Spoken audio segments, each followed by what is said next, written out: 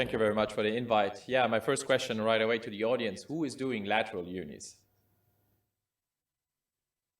So like the number like we had before, the hands up for the medial and the lateral is very rare, but for fairness, the lateral compartmental osteoarthritis is also, or the indication is much more rare than for the medial.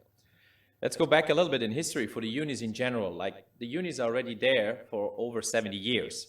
The concept has changed a lot, and the current concept, how we use it, how the implants, is more from the 90s. The current concept with the bearing is again the fixed or mobile bearing, like the discussion we have. There was a switch more to the mobile bearing. Now I think we see across the world more the move to the fixed bearing because people leave the Oxford. What is the indication for lateral uni? So again, we have the clinical examination which shows that it's just the lateral side involved, the lateral pain, flexion higher than 90 degrees and no more extension deficit than 10 degrees. I purposely didn't include a varus degree because you're going to see in the literature some people say maximum 5 degrees of valgus, some people we saw today, my colleague earlier, up to 15 degrees. And I think that number is really, you can't fix it in one position. It has to be a clinical examination where you put the indication. The ACL, my colleague previously showed nicely, I don't see it as a fixed criteria, it's a relative criteria. You can have an insufficient ACL that's compensated muscular, but you can have an insufficient ACL that is clinically unstable. And those candidates you have to take out. Previous surgery is not a contraindication. The first indications, if you were looking at unis in total, they were saying a previous HTO is a contraindication for a uni. It's not anymore. So important is have a correctable valgus. You can correct the deformity, otherwise you're going to overload the other part of the joint. And what do you need for diagnostic? A lot of discussion was happening, do I need an MRI to diagnose it? I don't think so. You can do the diagnosis with your clinical examination. You need a full leg picture, you need 3 views, but you also need the stress views for the knee.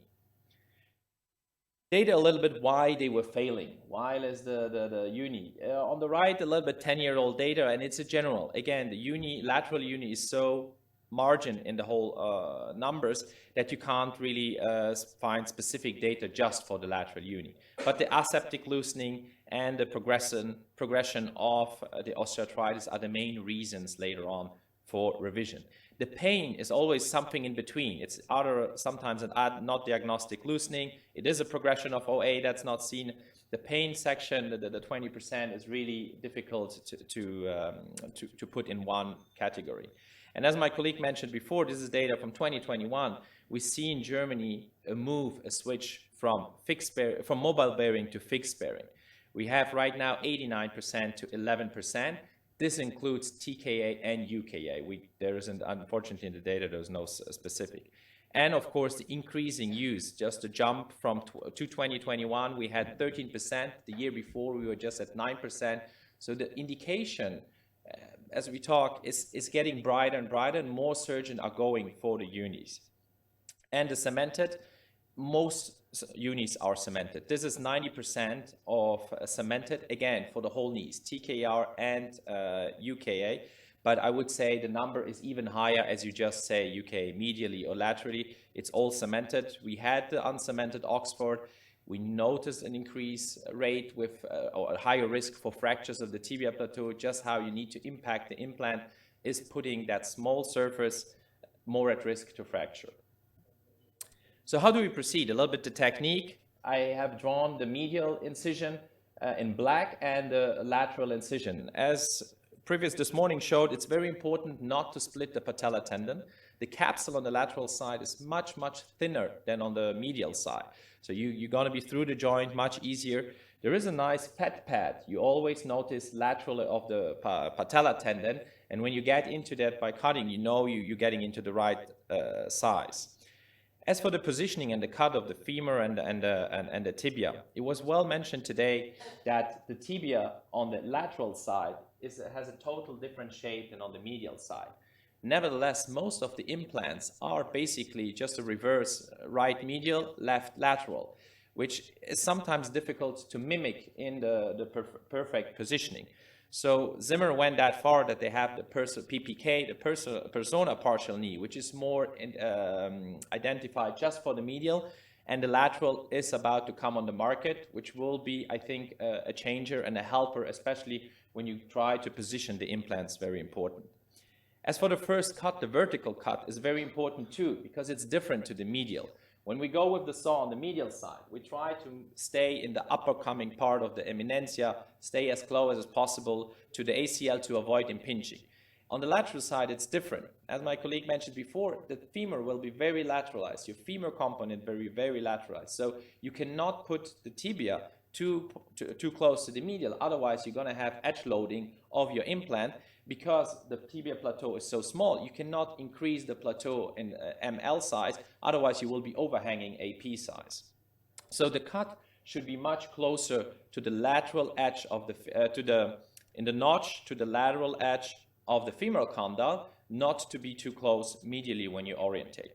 As for the femur, it's pretty much similar than on the medial side, even though the shape is different. The cutting jig is very similar, but it's very important to keep the edge on top of the femur about 2 millimeters. If you go too close to the edge and you remove later on your osteophytes, or the osteophytes will resolve with time, you risk to expose your top part of the femoral component, and this will create later on pain on the patella or even engaging in the patella. So mostly for the technique today, I brought you cases I've done recently in the last 12 months, and to show you just how wide and different the indication can be. First case, pretty easy, pretty straightforward in the way that clear valgus, 61-year-old woman, only comes with lateral pain, no major side effect, 2 previous surgery, and that's mostly the case what you hear for lateral unis. They don't come with primary osteoarthritis. They had mostly surgery done before, and it's mostly a meniscectomy, because that will lead to this rapid progress of the lateral osteoarthritis. And this was the case here, and she was just reduced in pain. But what was important to see, when you do a full leg stand, unfortunately I didn't put it on, but you see it on the full leg, the lateral compartment when she stands is not collapsing. But when you do the stress X-ray, you can see how the lateral compartment collapses, and she is basically bone on bone. So she went on to receive surgery, and you can see on the X-ray, it's similar. So what you always tend to the X-ray, and that's going to be difficult with the technician, you always try to see how is my tibia plateau aimed. It is different on the lateral side. You will always have the feeling it's too much posterior, but basically it is on the edge. It's not overhanging it. And you will think, oh, I should have put it more anteriorly. It's not the case either. It's just how the anatomy of the tibia plateau is, and joint line reconstruction pretty well. So we're going for another case, a 52-year-old woman. And again, the similar story here. Previous arthroscopy, meniscectomy, but again, the axis is not really in valgus. Because of her tibial deformity and S-shaped tibia, she's basically a straight knee. And this is cases where most of the surgeon would not say, oh, that's an ideal case for a uni, because her valgus is very small, and I risk to overload the medial compartment. So in these cases, I really go talk with the patients, what is the best solution, what is her expectation. She's young, she's 52 years old. So whatever decision I take with her, it's for the next 20, 15 years, because she's gonna be coming back to me. And again, the stress riser showed nicely that her lateral compartment is basically collapsing. When we do the same images for a medial osteoarthritis, we see nicely how the joint is held up on the lateral side, but she has bone-on-bone contact there, and the pain was really limiting her. So I went on and performed and tried not to overload, I resected a little bit, maybe more on the tibia, tried to restore the joint line, but I kept her in a straight line. I measured later on. She didn't went on to varus, and she was very happy with the result. A last case, very interesting how to show that a preoperative case is not a contraindication for valgus, is a post-traumatic case.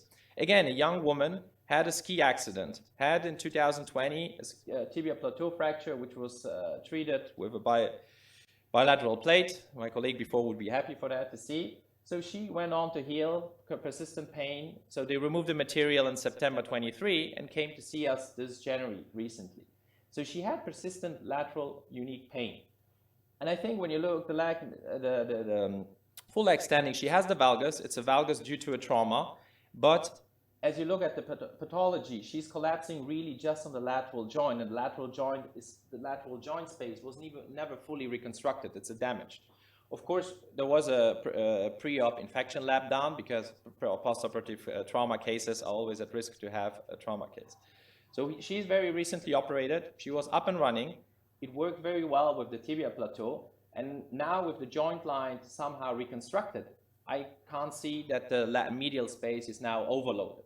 It's going to be interesting to see how she progresses. It is, of course, damaged bone under, but for the small tibia plateau in this case, and because it's cemented, it's holding very well.